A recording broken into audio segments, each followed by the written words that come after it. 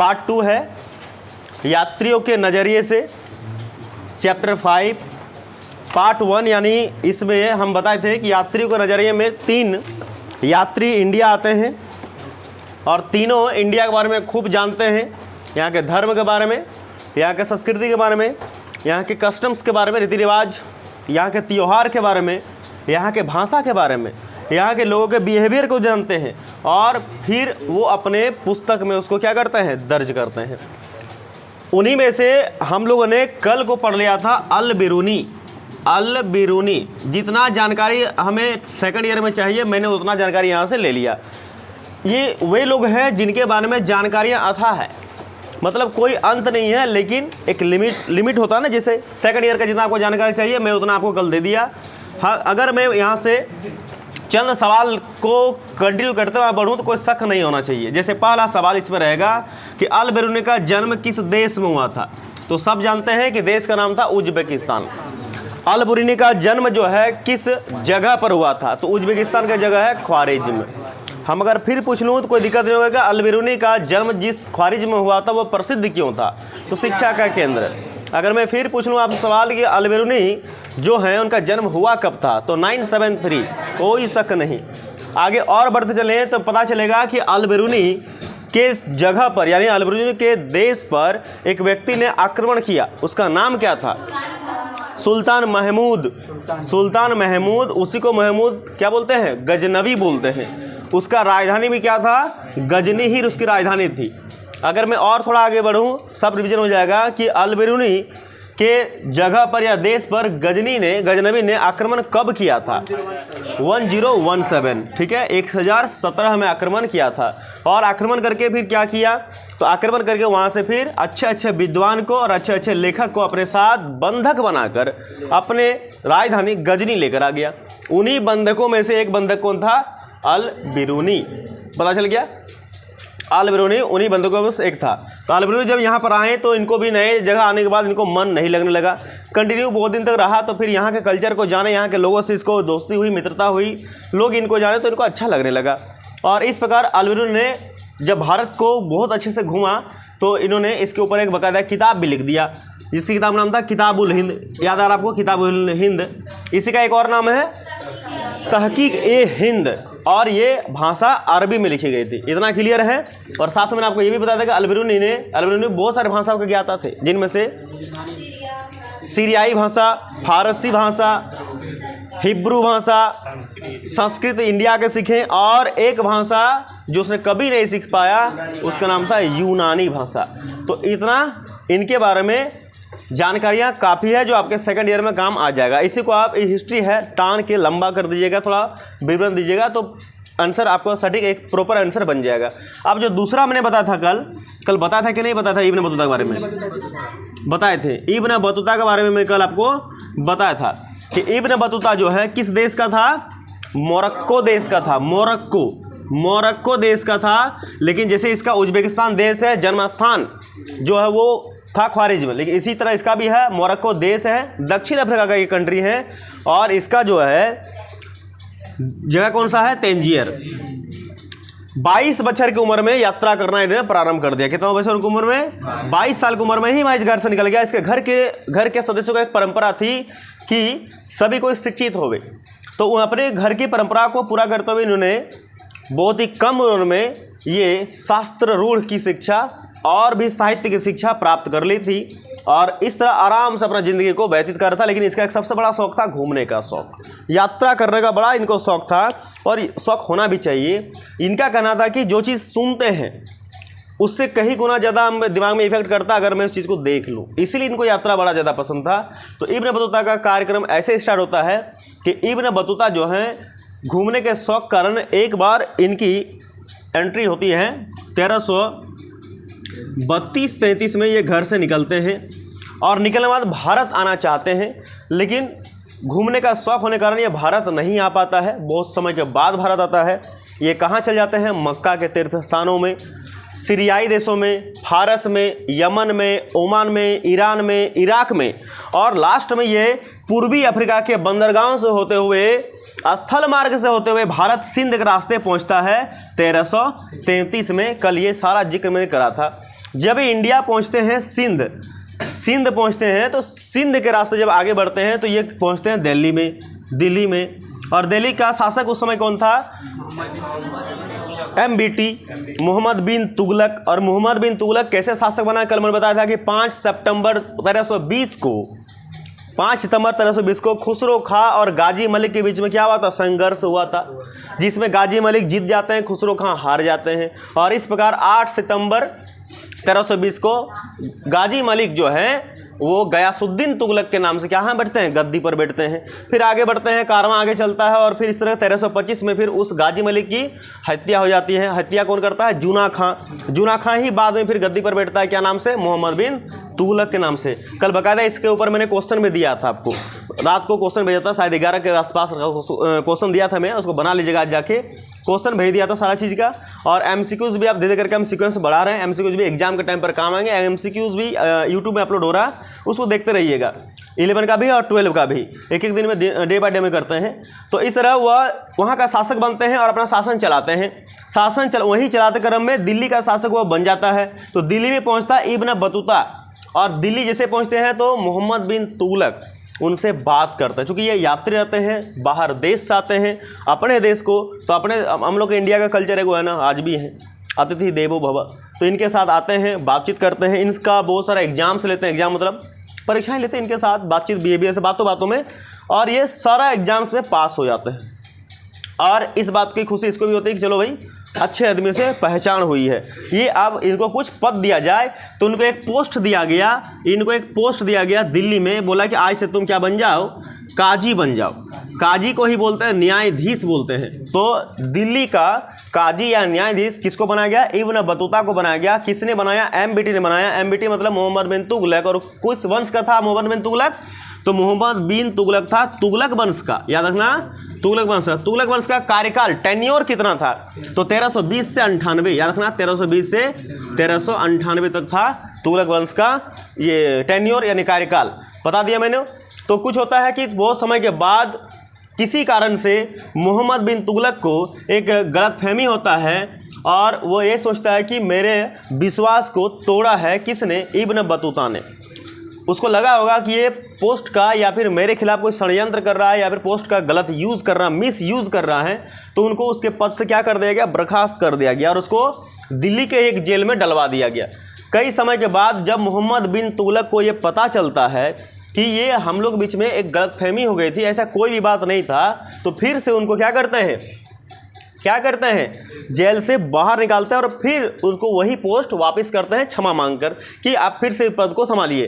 तो फिर पद को संभालते हैं बाकायदा बढ़िया से, और इब्न बतूता का हो जाता है प्रमोशन। यहाँ पर इब्न बतूता का हो जाता है प्रमोशन 1342 में, 1342 में, याद रखना 1342 डेट याद रखना, 1342 में इनको चीन के रूप में भेज दिया जाता है। कहाँ पर? राजदूत के रूप में भेज दिया जाता है चाइना।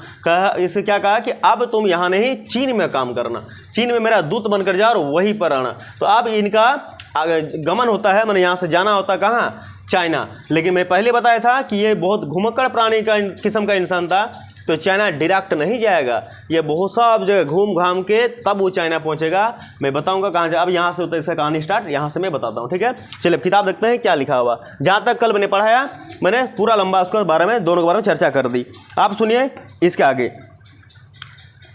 तो सुल्तान और उसके बीच की गलतफहमी दूर होने के बाद, उसके बीच के मतलब इब्न बतूता की गलतफहमी दूर होने के बाद उसे राज की सेवा में पुनर्स्थापित कर दिया गया। और 1342 में मंगोल शासक के पास, मंगोल शासक जब भी बोलते हैं तो हमें चंगेज खान याद आता है, चंगेज खान।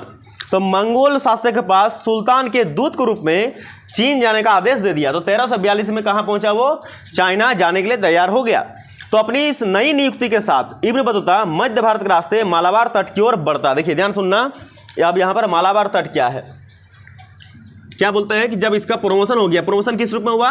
काजी से डायरेक्ट क्या बन गया? दूत बन गया, दूत बन गया। तो कहते हैं कि ये रहा इंडिया का मैप, यहाँ पर मालाबार तट बोलते हैं केरला के तट को, ठीक है ना।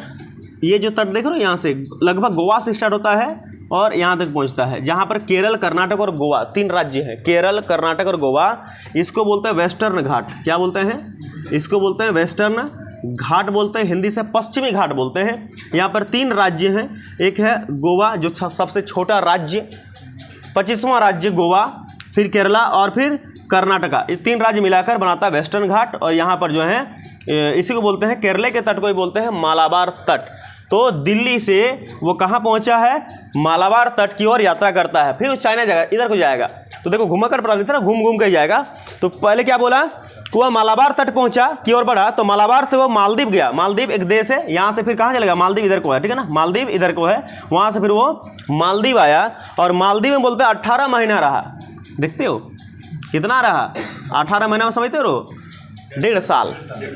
1.5 साल तक मालदीव में रहा। नाम याद रख लीजिएगा, ये वही पूछ लिया जाएगा कि इब्न बतूता जब चाइना के लिए निकले तो 18 महीना कहाँ रुके थे? तो मालदीव। या भाई मालदीव में कितने महीना रुके थे? 18 महीना। जब वो दिल्ली से निकले सबसे पहले कहाँ पहुँचे थे? तो वेस्टर्न घाट यानी मालाबार तट पहुँचे थे। फिर वहाँ से मालदीव आए, ठीक है ना। कितना समय रहा? 18 महीना यहाँ पर ठहरा। अब देखिए मालदीव में 18 महीना रहा और वहाँ पर उस समय भी ये क्या कर रहा था? किस पद पर था मालदीव में? तो यहाँ पर भी ये काजी के पद पर ही कार्य कर रहे थे। काजी ही यहाँ पर था, काजी के पद पर ही कर था, क्योंकि प्रमोशन तो बोला था, प्रमोशन हो गया। तो प्रमोशन चाइना में हुआ, वहाँ जाएगा तब दूध बनेगा। अभी जहाँ जहाँ रुकेगा वो काजी पर ही रहेगा। तो काजी में ये 18 महीना ठहरा और फिर बाद में एक बार फिर क्या सोचा कि चलो भाई अब चलते हैं चाइना। अब बहुत हो गया, अब चाइना चलो। तो चाइना के लिए फिर तैयार होता है, लेकिन चाइना नहीं जाता है। उसका मन में एक बार फिर से होता है कि भाई चाइना तो जाएंगे, एक बार थोड़ा सा और टहल लेते आगे बढ़ते हैं। तो अब चाइना के लिए यहाँ बढ़ते तो यहाँ मिलता है हम लोग का श्रीलंका। यहाँ मिलता है श्रीलंका। तब श्रीलंका में वह रुक जाता है, समझे बात को? यहाँ पर श्रीलंका, वह श्रीलंका में रुक जाता है। बाद में एक बार फिर वह बोलता है, बाद में फिर वह मालाबार तट और मालदीव गया और चीन जाने के अपने कार्य को दोबारा शुरू करने से पहले फिर इसका मन भटक गया। फिर एक बार यहाँ आया, फिर एक बार मालाबार तट गया और बोलता है एक बार आप चले गए चाइना सीधा इधर को। तो चाइना क्या जाएगा? चाइना तो जाने खोज रहा था, लेकिन यह फिर से बंगाल और असम के क्या हो गया? बंगाल और असम में फंस गया कि थोड़ा इसको भी घूम ही लेते हैं, जब आए हैं तो इनको भी घूमने के लिए वो बैठ गया। वह जहाज से सुमात्रा गया। सुमात्रा समझते हो?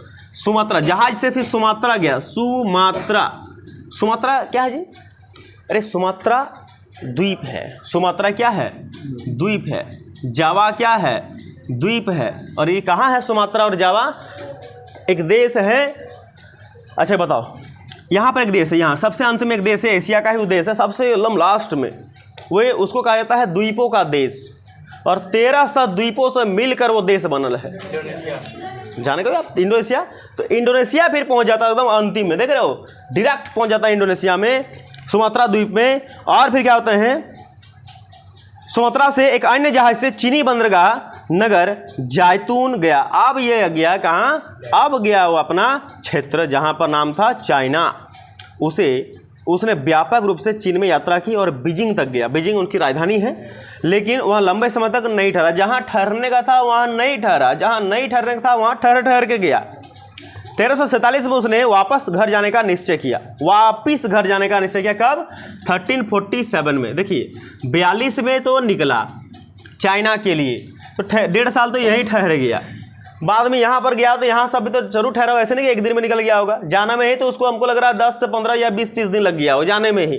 तो जाते जाते क्रम में उसको हमको लग रहा है कि 3 से 2 से 3 साल लग गया होगा। तो 1347 में वो क्या हुआ, उसका मन हुआ कि चलो आप भाई चीन तो पहुंच गए, अब चलते हैं हम लोग कहाँ? आप चलेंगे घर, आप नहीं रहेंगे ज़्यादा दिन तक। अब चीन से घर जाने का निश्चय किया। देखिए याद रखना 2 क्वेश्चन है, घर गया कब और निश्चय किया कब। तो निश्चय किया है 1347 में, लेकिन अभी घर गया नहीं, बस ये मन में सोचा कि जाएंगे। आसान थोड़ी है कि चाइना से डायरेक्ट अपना मोरक्को चले जाएंगे, समय लगेगा ना। तो 13 साल बदल जाएंगे। तो 1347 में उसने वापस घर जाने का निश्चय किया और चीन के विषय में उसके वृत्तांत की तुलना किया गया मार्को पोलो। यहाँ पर याद रखना मार्को पोलो, ठीक है, मार्को पोलो। तो ये क्वेश्चन बड़ा इंपॉर्टेंट बनता है कि इब्न बतूता की तुलना किस यात्री के साथ करा गया है? तो इसका उत्तर आएगा मार्को पोलो के साथ। तो अब फिर क्वेश्चन बन सकता है कि इब्न बतूता की तुलना मार्को पोलो के साथ तो की गई है, लेकिन किस देश के संदर्भ में की गई है? तो चाइना के संदर्भ में की गई। क्यों? इब्न बतूता भी जिस प्रकार से पहुंचे थे चाइना, सेम उसी प्रकार से मार्को पहले ही पहुंच चुका था। तो 2 बात याद रखना, तो यहाँ पर क्या बोला, मार्को पोलो 13वीं शताब्दी के अंत में वेनिस से चलकर चीन की यात्रा की थी। समझ गए बात को, वेनिस से चलकर चाइना की यात्रा की थी। ये क्या था, कब, इब्न बतूता कब क्या था, शताब्दी 14, याद करो कल बताया था 11, 14, 17, 3 जोड़ 2, 3, तो 14 में क्या था, 14वीं शताब्दी में कौन किया यात्रा, इब्न बतूता। उसके पहले मार्को पोलो 13वीं शताब्दी में, कितना में, 13वीं शताब्दी में यात्रा कर लिया था। ये कहाँ से कहाँ तक गया था, तो वेनिस शहर से ये गया था चाइना। अच्छा वेनिस शहर कहाँ है जी, वेनिस से चीन गया था। ये सबको लिख लीजिएगा आप लोग नोट्स बनाकर, वेनिस से चीन। वेनिस कहाँ है, वेनिस इटली में है, और चाइना तो चाइना देश है, तो इटली से चाइना गया था। और ये भारत से कहाँ गया था, भारत से चाइना गया था। दिल्ली से चाइना, मैंने भारत से ही चाइना गया था। देश का नाम यहाँ आया तो देश का नाम ये बोल लो आप। इब्न बतूता ने अपने नवीन संस्कृति लोगों को आस्था मान्यता आदि के विषय में अपने अधिमत को सावधानी तरह कुशलतापूर्वक दर्ज किया। हमें ध्यान रखना होगा कि देखिए आज की तुलना में उस समय की यात्रा आसान था कि कठिन। कौन है ये है, कौन है, किसका आगे खोखी है, बूढ़ खोखी हो गया है। देखो एक बार क्या होता सुन लो, पहले हम लोग जाते मुँह हाथ धोने के लिए यहरा, ठकुआ यहरवा जाते थे पहले ज़माने में, यहरवा भी जाते थे। क्या करे घर में, तो उस समय सुविधा नहीं थी, चापाकल, कलचाप, ये सब सुविधा नहीं थी, तो हम लोग कहाँ जाते थे, यहरा में मुँह धोने जाते थे।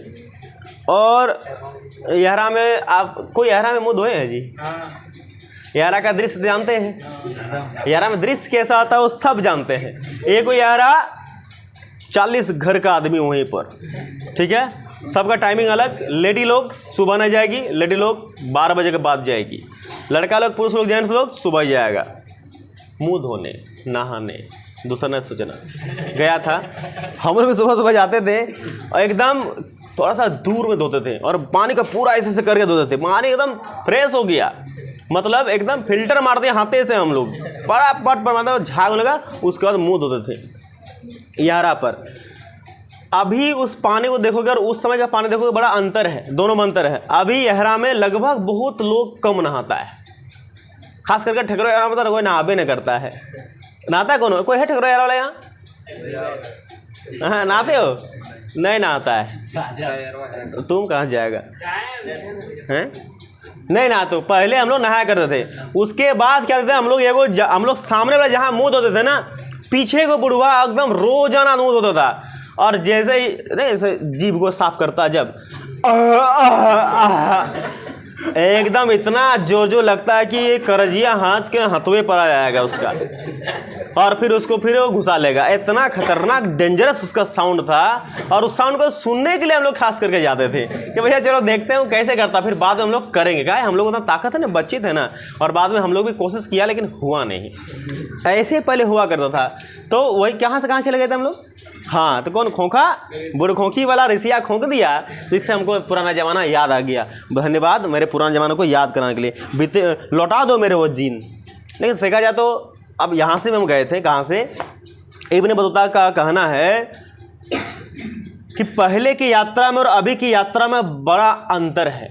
बात सच है कि गलत है। पहले की यात्रा में क्या होता था, यूं हो गया, उसमें यूं कर कहाँ सा था, हमको याद है, हम वो चीज़ देखें यूं कैसे हुआ था, है ना। चलो तो पहले की यात्रा में क्या होता था, ध्यान सुनना कि पहले की यात्रा बड़ा कष्टकारी, बड़ा दुखदायी यात्रा होता था। याद करो, अपने दादाजी से पूछो, नयका दादाजी से नहीं, जो पुरनका दादाजी है। आप पुराना नया दादाजी क्या है, अब ये देखो ना, उम्र में कौन दादाजी बन जाता है, अभी का जमाना बदल गया जी। देखो पहले दादू मतलब होता था बूढ़ा, बात देखो मेरे पास से सहमत हो कि नहीं हो, पहले दादू मतलब बूढ़ा आदमी, अभी दादू यंगो बन जाता है, दादू, और बोलने में बड़ा अजीब फील होता है। कोई बात नहीं, पहले इसलिए बोल रहे हैं कि यात्रा अपने दादाजी से पूछिए। कौन दादाजी से, पुरनका दादाजी जो रहेंगे वो, नयका दादाजी से नहीं पूछना। उसमें पता चलेगा कि पहले के बूढ़े लोग जब गाड़ी घोड़ा टिरान बस का सुविधा नहीं थी, साइकिल की सुविधा नहीं थी, तो लोग क्या करते थे, पैदल पैदल जर्नी करते थे, और सुबह भोरे मोटरी गांटरी लेके सुबह भोरे निकलते थे और दिन भर चलते थे। जहाँ पर भी शाम हो जाए वही ठहर के अपना आशियाना बना लेते थे। हाँ, पहले के टाइम पर ऐसा होता था, हमको वही चीज़ बड़ा सुंदर होता कि आज भी काश ऐसे ही होता है, घोड़ा गाड़ी कुछ नहीं होता तो कितना मज़ा, सब हम लोग यात्रा करते पैदल पैदल। क्या नहीं मज़ा आता भैया जी? मज़ा आता है कि थोड़ा सोचो, और वो सूखा रोटी घी के साथ और वो बासी सब्जी, कितना मज़ा आता, और अचार। अभी तो पूरी थोली की थाल थाल के देते हैं, मैगी, सूप करता है, जोकटी खा रहे लगता है, जोकटिया, सूप और हाँ ये सब। हाँ, एक विशेष सूचना, गुपचुप कृपया जो भी माताएं बहनें खाती हैं ना खाइएगा।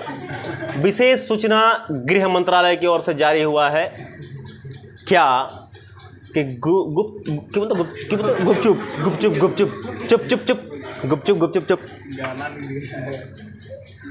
देखिए ध्यान सुनिए, गुपचुप बनाने वाले जो क्या बोलते हैं उसको, ढकलुआ क्या बोलते हैं उसको, गुपचुप। अरे उसी को गुपचुप बोलते हैं ना, वो गुपचुप जिसमें यूँ फोड़ते हैं और इसमें पनिया में चौभर देते हैं, औनक उठाता है, इतना हाथ भींग जाता है पसीना। और याद करो, आप साइंस पढ़ोगे, जब हम लोग का बॉडी हीट होता है तो हमें पसीने नजर आते हैं, और पसीने हमेशा निकलते नजर नहीं आते हैं, लेकिन ज़्यादा मेहनत करोगे, ज़्यादा हीट रहेगा तो नजर आएगा। वो मेहनत करता ना साहब, पूरा पसीना होता है, वही डुबाता है, और उसी में मस्त नमकीन तत्व मज़ा आता है खाने में, और आप खाते हो हैं तो बचता है। तो देखिए हम मना उस चीज़ नहीं करें, उसमें क्या होता है, उसमें बीमारी होगा कि नहीं? अच्छा, पसीना खाना बीमारी होता है कि नहीं जी? हैं, उस ऊपर कैसे कमा कर ले जाएगा, बीमार तुम हो जाओगे। तो उनको बोलिए कि नहीं, उनको बोलिएगा ऐसा वो हथवा वाला नहीं आता है, क्या बोलते हैं उसको, उससे ढाल के दे, या फिर ग्लव्स पहन के दे। ये आज के डेट में, पहले जमाने में उतना बीमारी नहीं था, आज के डेट में तुरंत बीमारी हो जाता है। इसलिए मेरा हिदायत यह है कि जब भी गुपचुप को ना खाते हैं तो कृपया उस क्या बोलते हैं उसको, ठेले वाला को बोलिए कि इतना हाथ न डुबाइए। इतना तो हम लोग आजकल मेहंदी भी नहीं लगाते हैं, जब इतना हाथ डुबाते हैं। आप एक ग्लव्स रखिए, डुबाइए, या फिर एक लंबा वाला रहता है ना बर्तन, उससे दीजिए, समस्या नहीं है। डब्बू रखिए, दीजिए, दिक्कत नहीं है, लेकिन हाथ ना डुबाइएगा। इसमें सच बताओगे बीमारी होगी कि नहीं होगा? पानी भी उन्हें खराब लगेगा तो टेस्टी किसमें मिलेगा? टेस्ट चाहिए, पूछ रहा है नहीं। और कभी कभी खैर छोड़ो, फिर भी खाते हो हैं, खाते हो ना, वो सब हानिकारक है, लाभदायक नहीं है। मैं ठेले वाला बंद नहीं करा रहा हूँ, लेकिन एक अच्छी चीज़ नहीं है। जब नहीं जानते तो अलग बात, अभी छोटी छोटी चीज़ें भी बड़ी चीज़ बन जाती है। कृपया सावधानी बरतें। और बरसात के मौसम में बिल्कुल नहीं, क्योंकि बरसात के मौसम में खराब पानी पीजिएगा तो हो जाएगा टाइफाइड, खराब पानी पीजिएगा हो जाएगा हैजा। इसलिए हैजा घुरते रहोगे, गैया घुरबे न करेगी। इसलिए ठंडा के दिन में कृपया बच कर रहिए, गुपचुप खाना बिल्कुल बंद कर दीजिए ठंडा दिन में, या फिर जैसे बोले हिदायत दिए उस हिसाब से उसको बोलिए तो सही है, नहीं तो बाकी आपकी मर्जी, आप खाओ, हमको क्या मतलब है? हाँ, झूठ नहीं बोल रहे हैं हम क्या झूठ बोले जी? नहीं बोले, कहे। अब सुनो, अब चलते हैं फ्रांसवा बर्नियर।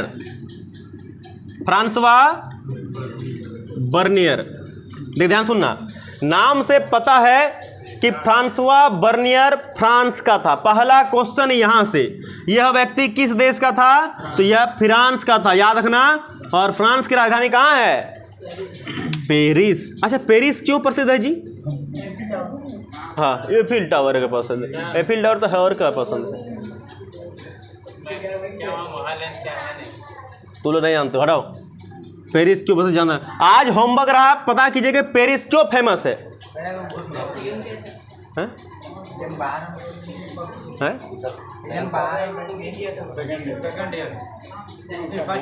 कौन है? क्या बोलो? हाँ, सेंट नहीं रे, तुम सुनोगे माथा चकरा जाएगा। कह के तुमको घर भी जाना ना तो मत सुनो, अभी होमवर्क लेके बना करना है। पेरिस। दूसरी बात सुनो, ये जो फ्रांसवा बर्नियर था एक डॉक्टर साहब था। कौन था? ये चिकित्सक था, डॉक्टर साहब, चिकित्सक। इसको चिकित्सक लिखिएगा, डॉक्टर साहब ने लिखिएगा। ये जन्म से ही क्या था? चिकित्सक था। बात को याद रखना। आप सुनो, इसके बारे में कुछ डिटेल्स जानकारियां मैं यहाँ से जुगाड़ किया हूँ, आप सुनो ताकि एग्जाम में लिखने के लिए आपका काम आए। कहते हैं फ्रांसवा बर्नियर का जन्म फ्रांस के एक स्थान पर होता है, जोई। देखो सबका स्थान बता दिया, अल-बिरूनी का ख्वारिज्म स्थान, जन्म स्थान देश उज्बेकिस्तान, इब्न बतूता का मोरक्को स्थान तंजीर, तो इसका भी जाना चाहिए। तो डॉक्टर साहब गुस्सा जाएगा और गुस्सा तो गलत इंजेक्शन लगा देगा, इसलिए इसको भी थोड़ा इज्जत दे दो। फ्रांसवा बर्नियर का जो जन्म हुआ था, देश तो फ्रांस था लेकिन स्थान था जोई। क्या नाम था? स्थान का नाम था जोई। स्थान का नाम रखना जोई था और इनका जन्म हुआ था 1620 में। क्या नाम है? 1620 में ये जन्म इसका हुआ था। और भारत जो आया था ये आया था 17वीं शताब्दी में। कितने में? 17वीं शताब्दी में ये इंडिया पहुंचा था। 11 में पहुंचा था अल-बिरूनी, 11 से 3 जोड़ दो तो पहुंचेगा इब्न बतूता। 14 है, 14 से 3 जोड़ दो तो हो गया 17, ये पहुंचा था फ्रांसवा बर्नियर। याद रख लीजिएगा।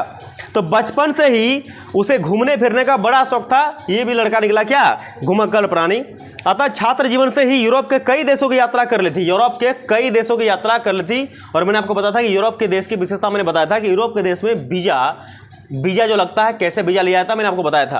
एक बार बताया, अगर याद होगा तो बताए थे, दोबारा हम बताना नहीं चाहेंगे। तो यूरोप के कई देशों की यात्रा कर ली थी। डॉक्टरी की शिक्षा प्राप्त कर हुआ पेशे से क्या बन गया? चिकित्सक बन गया। भारत की यात्रा की अपनी प्रबल इच्छा कारण 1658 में वह भारत यात्रा पर आया था। याद रखना, कितना में? 1658 में वह कहाँ आया था? भारत की यात्रा पर आया था 1658 में। यह वह समय था जबकि शाहजहां के पुत्र के उत्तराधिकारी का युद्ध चल रहा था। तो अभी यहां से सुनिएगा। अब इनका भी एक पुस्तक सुन लो, travels in the Mughal empire. इनके पुस्तक का नाम क्या था? Travels in the Mughal empire. याद रखना, इसके पुस्तक नाम था Mughal empire. Travels in the Mughal empire इनका भी पुस्तक था, जिससे उस दोनों का पुस्तक था बता दिया, किताबुल हिंद या तहकीक हिंद, या फिर उनका था रिहला। इनका था travels in the Mughal empire. याद रख लीजिएगा, यह किताब को उसने क्या किया था? भारत आने के बाद वह लिखा था। अब चलते हैं हम लोग थोड़ा किताब के बारे में जानकारी जुटाते हैं। किताब में क्या लिखा है?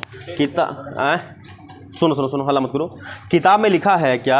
अच्छा, मैं एक चीज़ छोड़ दिया इस पर, थोड़ा सा मैं तो थोड़ा बैक चलता हूँ, थोड़ा सा छोड़ दिया मैंने। क्या देखो क्या बता रहा था, कहाँ से कहाँ चले गए। हमने आपको कहा था कि इब्न बतूता ने कहा था कि पहले का यात्रा करना बड़ा कठिन था, अभी की यात्रा करना बड़ा सरल है। अभी आप अपने घर जो है मात्र कुछ चंद मिनटों में पहुँच जाते हो, 20 मिनट 30 मिनट में पहुँच जाते हो, कोई तो 5 मिनट में ही पहुंच जाता है। लेकिन पहले की यात्राएं वही 20 मिनट की यात्रा पहले जो है 2 दिन लगा देता था। यहाँ खुद लिखे हैं इब्न बतूता ने अपने पुस्तक में कि मुल्तान से दिल्ली की यात्रा 40 दिन की थी। सुन लो बात को कि इब्न बतूता खुद अपने पुस्तक रिहला में बताया है कि मुल्तान से दिल्ली ये जो यात्रा था ये 40 दिन की यात्रा थी। 40 दिन का यात्रा था। अच्छा, मुल्तान कहाँ है? पाकिस्तान में है। सही उत्तर है। तो ये 40 दिन की यात्रा होती थी। आज मुल्तान से दिल्ली आओगे तो कितना समय लग जाएगा?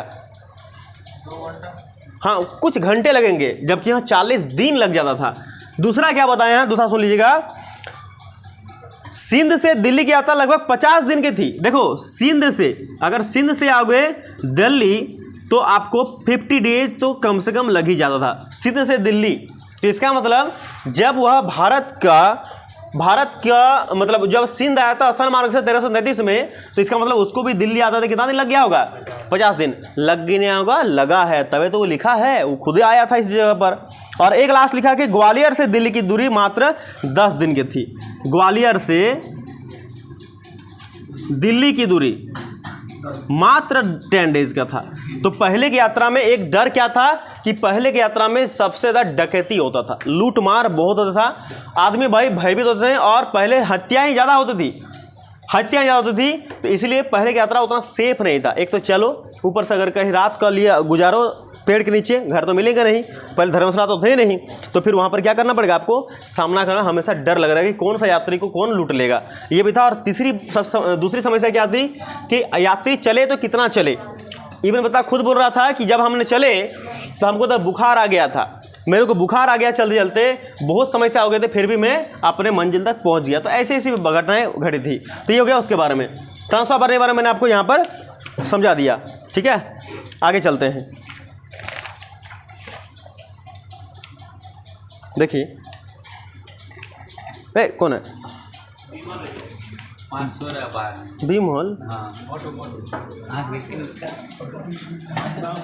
ए विमल क्यों कह रहे? हाँ ठीक ठीक बोला। देखिए सुन लो, हो गया, चले आगे। लगभग 1500 ईस्वी में भारत में पुर्तगालियों के आगमन के पश्चात उनमें से कई लोगों ने भारतीय सामाजिक रीति रिवाज तथा धार्मिक प्रथाओं के विषय में विस्तार से वृत्तांत लिखे।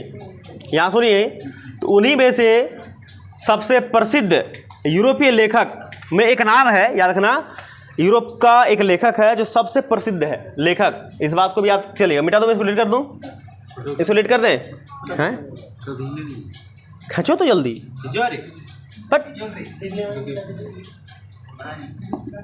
डिलीट।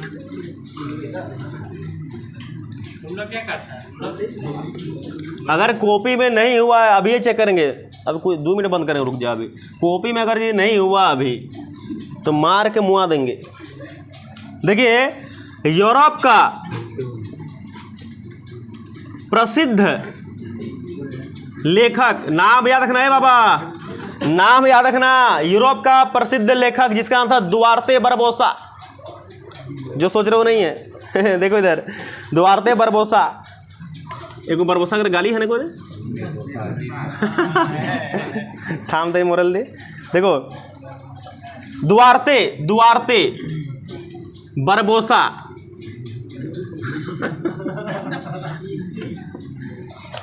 भैया, दुआर्ते बरबोसा, बरबोसा, बार बार बरबोसा बोलोगे ना तो एको निकल जाएगा। क्या जानते हो एक बार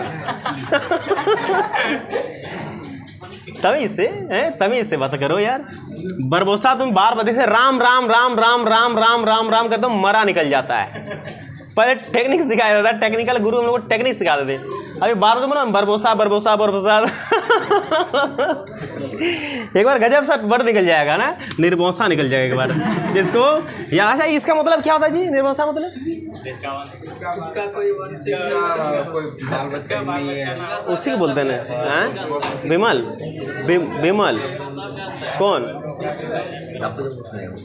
हाँ अच्छा, मतलब निर्बोसा मतलब होता है जिसका कोनो वंश नहीं।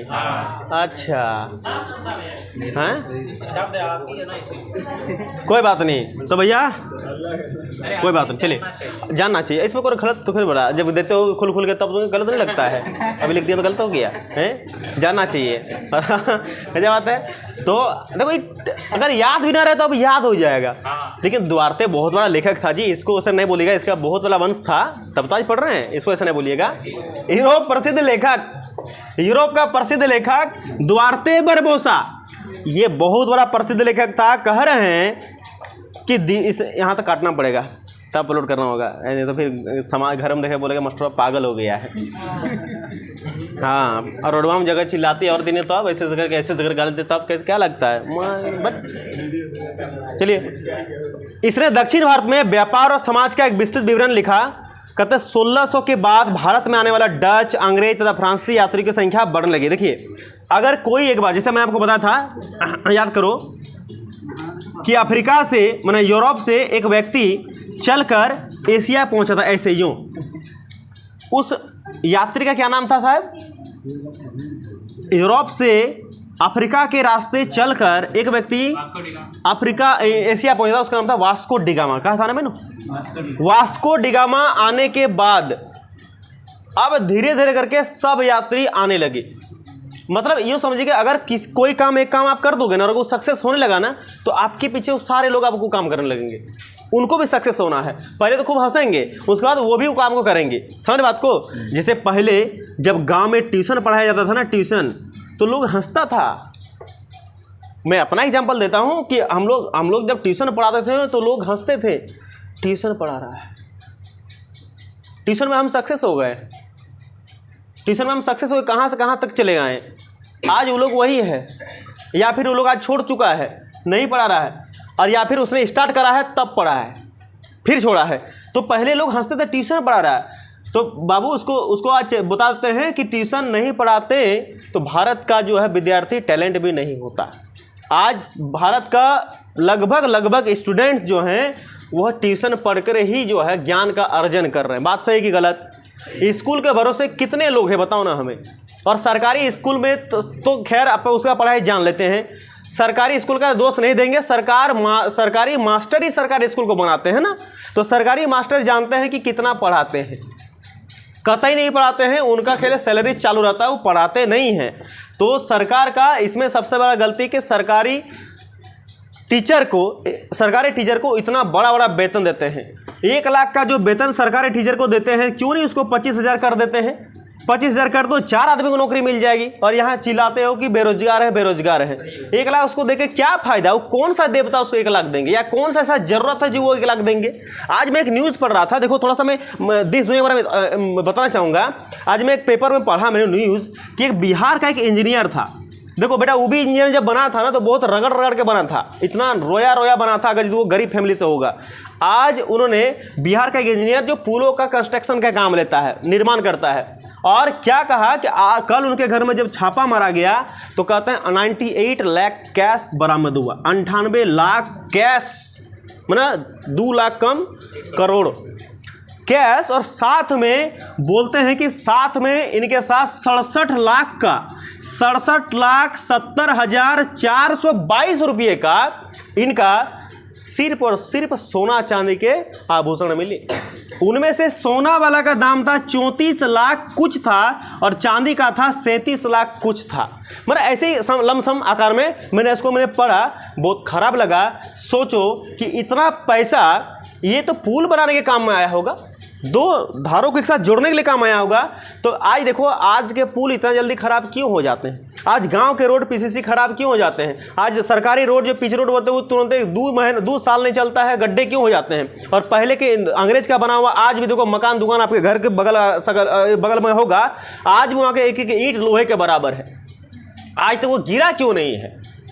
कारण क्या है? वही कारण है भ्रष्टाचार, करप्शन। मैंने कुछ दिन पहले भूगोल में पढ़ाया था, CPI करप्शन परसेप्शंस इंडेक्स, भ्रष्टाचार धारणा सूचकांक में भारत एकदम खत्म है। तो यहां पर ये व्यक्ति ने लिया था, क्या लिया था? इस व्यक्ति ने घूस लिया था, मतलब घूस क्या, पैसा बचा लिया, दबा लिया था। इतना पैसा 98 लाख, क्या हम बोल रहे क्या जरूरत था इतना पैसा दबाने का?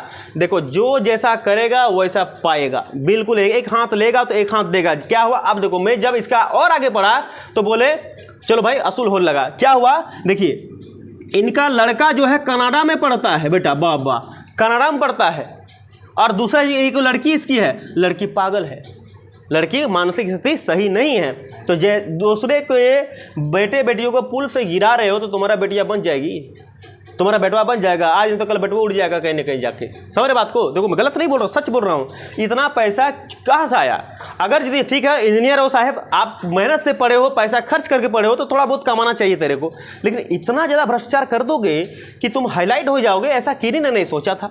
तो जैसा करोगे वैसा, यहाँ बोलता ना कि यहाँ पाप पुण्य कुछ नहीं होता, कौन देखने गया पुण्य, कौन देखने गया पाप? लेकिन ये चीज़ होता है, ये चीज़ बिल्कुल यहाँ होता है। मैंने कईयों को देखा है, उसका अच्छे मकान ध्वस्त होते हुए, अच्छे ज़िंदगी का बर्बाद होते हुए। जो ज़्यादा तिगड़मबाज बनता है उसका वही हाल होता है।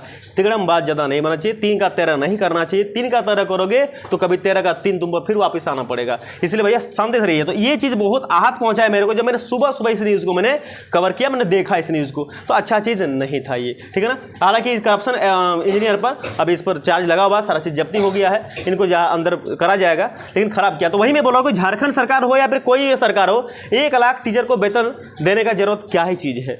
गरीबी मिटाओ, गरीबी हटाओ, देश बचाओ, या गरीबी हटाओ का नारा किसने दिया था? इंदिरा गांधी दिया था पंचवर्षीय योजना में। तो ये गरीबी हटाओ कहाँ से हटेगा जब एक आदमी को 1 लाख के वेतन दोगे? प्रिंसिपल 1 लाख का वेतन पाता है। प्रिंसिपल ऐसा कौन सा काम कर देता है कि 1 लाख का वेतन मिलता है? प्रिंसिपल एक दिन कोई क्लास लिया है? कोई क्लास कितने लिया है? खाली मुफ्त में बैठ के ऑफिस में, ऐसी ऑफिस में हवा खाता है, 2-4 को डॉक्यूमेंट साइन करता है, रांची बुलाया जाता है, रांची ही जाएगा, यहाँ का रांची ही जाएगा, दिल्ली थोड़ी जाएगा, रांची जाता है, काम करता है, वो वापस को आता है। क्या जरूरत है इसको? क्या 50,000 में इसका ज़िंदगी कम पड़ जाएगा? 50,000 में साग सब्जी पटल तक नहीं खरीद पाएगा? ये क्या खाता है? ये सोना का थोड़ी सरकारी खाता होगा, ये वही सब्जियाँ खाता जो हम लोग खाते हैं। तो इसमें काम चल जाएगा नहीं, इसका सेविंग नहीं होगा। एक गरीब मजदूर जो ठेला चलाता है वो 2,000 रुपया यदि महीना कमाता है, कितना कमाता होगा? मान लेते हैं ऑन एवरेज 5,000 रुपया कमाता है। उसी 5,000 रुपये में घर भी चलाता है, बेटी का भी ब्याह करता है, बेटों को पढ़ाता है और खुद का खाना भी खाता है और सेविंग भी कर लेता है इसी में। तो ये 50,000 में नहीं कर पाएगा? कर पाएगा। लेकिन इस पर ध्यान दिलाए कौन ध्यान दिलाने जाएगा इस पर? जो भी ध्यान दिलाना चाहेगा उसको सामने आकर जवाब देना पड़ेगा और कोई जवाब देगा नहीं। तो इसका जवाब कौन देगा? एक ही आदमी है जवाब देने वाला, सिर्फ हम। लेकिन हमको कोई पूछेगा नहीं। क्या है, हम लोग छोटे मास्टर हैं ना, हम लोग को पूछेगा नहीं। अगर पूछता तो बढ़िया से जवाब मिल जाता। क्या जरूरत है उसका खर्चा करने का है? अभी देखो, मैं बहुत बोले का मन कर रहा है, अभी सरकारी स्कूल में टीचरों की कमी है। किसी में इकोनॉमिक्स का टीचर नहीं है, किसी में पॉलिटिकल का टीचर नहीं है, किसी में ज्योग्राफी का टीचर नहीं है, कहीं पर इंग्लिश का टीचर नहीं। बात सही गलत आपके स्कूल में है क्या? सब आपके स्कूल में सब टीचर है अवेलेबल? नहीं है। वही अगर जो फालतू यहाँ खर्चा कर रहे हो, चलो मानते हैं कि वैकेंसियाँ निकाल नहीं पा रहे हो क्योंकि कोई समस्याएं हैं, पद खाली नहीं है, तो भैया कम से कम 5,000 दे के कोई टीचर को, प्राइवेट टीचर को हायर तो कर सकते हो कि आपको महीना का 5,000, महीना का 10,000 देंगे, आप जो है केवल यही सब्जेक्ट का पढ़ाई करवा दो। क्या वो नहीं कराएगा? नहीं कराएगा। वो करा देगा 5,000 में, वो करा देगा 10,000 में, वो करा देगा। अब किसका क्या डिमांड हमको नहीं पता, लेकिन 5-10 हज़ार काफ़ी होता है एक सब्जेक्ट के लिए। वो भी एक सब्जेक्ट क्या 7 घंटा पढ़ाएगा, 1 घंटा 1.5 घंटा पढ़ाएगा, निकल लेगा। उसमें महीना का जो 5,000 देगा तो वो खराब थोड़ी करेगा है। और वो टीचर उसको सुधार भी देगा। लेकिन कहाँ के भरोसे चलते हैं? सरकारी स्कूल के भरोसे। और कहाँ इकोनॉमिक्स भरवा देते हैं, और इकोनॉमिक्स का यहाँ देखो टीचर ही नहीं है। जेबीसी में पॉलिटिकल भरवा दिए हैं, पॉलिटिकल का टीचर ही नहीं है। और कोई यहाँ बोलता है कि हम पढ़ाते हैं, हम फिर ये पढ़ा देंगे, चलो हमको पढ़ाने दे दो मौका, वो भी नहीं देते हैं। आई बात समझ में? तो ये सब ध्यान आकृष्ट, ये सब नए नए तरीके, नए नए रास्ते हैं कि स्कूल के बिगड़े हुए हालात को मेंटेन कैसे करें। अगर इस तरह कर दिया जाए ना, तो आज बच्चा स्कूल नहीं जाने के पीछे कारण क्या है? कारण ये कि स्कूल में, कॉलेज में पढ़ाई नहीं होती है, वहाँ केवल बकौती होती है और पढ़ाई नहीं होता है। तो इसीलिए पढ़ाई कब होगी? जब वहाँ पर अच्छे टीचर होंगे, अच्छे टीचर पढ़ेंगे, आएंगे तो जरूर पढ़ाई होगी। जो पढ़ने वाला विद्यार्थी होते हैं ना, वो भी नहीं जाते हैं। और क्या होता है, घर में बैठे बैठे अपना खुद का तैयारी करते हैं। और जब एग्जाम का रिजल्ट आता है कि कोई बच्चे किया जिला टॉप, कौन किया? यह स्कूल का मास्टरवा करवाया। और बच्चे भी कितना बदमाश है, देखो बच्चों के साथों देखो कितना बदमाशी। बच्चा भी मास्टर का नाम भी लेता है और स्कूल का नाम भी लेता है, लेकिन जिसे टीचर इतना तुम्हारा मेहनत कराया, ट्यूशन टीचर का नाम कतई कहीं नहीं आता है। मैं कई मरतबा ऐसे देखा कि मेरे ही कई बच्चे निकले बढ़िया बढ़िया नंबर से, 10 में, इंटर में भी निकले हैं, हमारा नाम कहीं नहीं आया। हम नाम नहीं चाहते हैं, लेकिन भैया मन में तो श्रद्धा रखो। स्कूल का नाम आया, कौन सब्जेक्ट में पास किया है, सब्जेक्ट पास किया, नाम आया। एक बार नाम आया था, मेरे बच्चे का नाम आया था एक बार 2017 के आसपास, 2 बच्चे का नाम आया था उसने जेबीसी का। हमको अच्छा लगा था, पेपर में नाम आया था, लेकिन हमारा नाम तो नहीं था, हमारा कोचिंग का नाम नहीं था, लेकिन अच्छा लगा था कि उनका नाम आया था। तो ये चीज़ भाव मन में होना चाहिए कि टीचर का नाम लो, लेकिन आप न्याय करो। स्टूडेंट दर्पण होता, दर्पण, सच्ची बातों पर चलिए कि आपके पीछे असली मेहनत कौन किया है।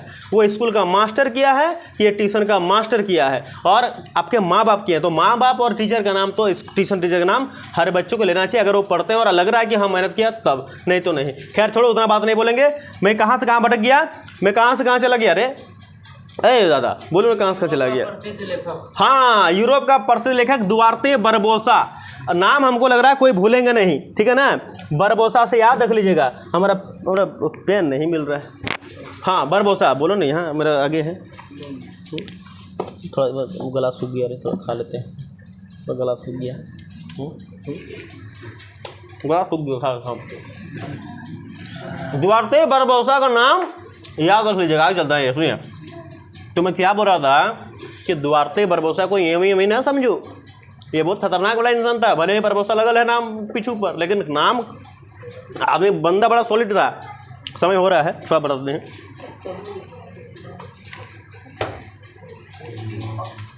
देखिए 1600 ईस्वी के बाद भारत में आने वाले डच, भारत में आने वाले अंग्रेज, भारत आने वाले फ्रांसीसी, ये सब का संख्या अब दिन का दिन बढ़ने लगी। जैसे मैंने आपको बताया था कि जिस प्रकार वास्को डिगामा जब भारत आए, वास्को डिगामा के भारत आने के बाद उनके पीछे पीछे और भी यात्री आने लगे। क्यों? वास्को डिगामा अपने कार्य में सफल हो गया, नाम हुआ, पैसा कमाए, अब लोग उनके पीछे पीछे चलने लगे। तो यही लिखा है कि जब दुआर्ते बरबोसा यात्रा, ये भी यात्रा किए थे, लेखक था, यात्रा करना इसका लाजिमी था। इनमें एक प्रसिद्ध नाम जो बार बार भारत की यात्रा की है, उनका नाम था तेवर्नियर। याद रखना ना, सुन लो फिर से मेरे बात को, कि जब दुआर्ते बरबोसा का नाम आया, उसके बाद 1600 के बाद भारत में डच, अंग्रेज, फ्रांसीसी की यात्रा जब बढ़ने लगी, तब उनमें एक प्रसिद्ध नाम आया फ्रांसीसी जोहरी, जिसका नाम था जियो बैपिस्ट तेवर्नियर। तो इसका तेवर्नियर से याद रखना, इसको लगा दो, सूख जाएगा। क्या नाम था? जियो बेपिस्ट तेवर्नियर। लास्ट बताएंगे इसी को हम, फिर ऐसे आगे कंटिन्यू करेंगे। नाम याद रखो, जियो बेपिस्ट तेवर्नियर, इसको याद रख लीजिएगा, जियो बेपिस्ट